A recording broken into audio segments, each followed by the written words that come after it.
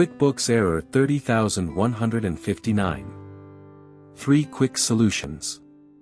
Solution 1, log in as admin and restore the computer. Step 1, first log in as admin in your system. Step 2, click on the Windows Start button and search Create a Restore Point. Step 3, click on Create a Restore Point to open System Properties.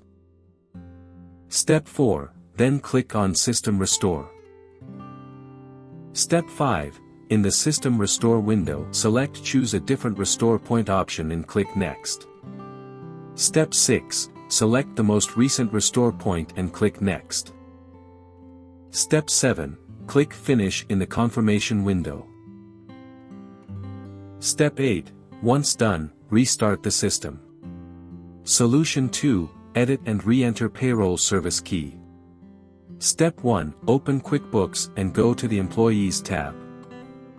Step 2, select My Payroll Service, then Manage Service Key. Step 3, in the Payroll Service Key window, click on Remove. Step 4, click on Add, then enter your active Payroll Service Key and click Next. Step 5, verify that the service status shows active, then click OK. Solution 3, change the company EIN. Step 1, open QuickBooks and go to the Company tab. Step 2, now select My Company. Step 3, click on the Edit button in the company information.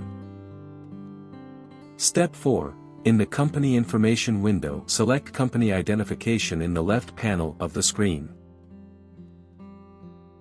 Step 5, in the Federal Employer Identification No field, change the EIN. Step 6, when you're ready, click OK to save the changes. For more such help and information, visit us at www.mwjconsultancy.com or call us at +1 87746900298 +44 800 0548150.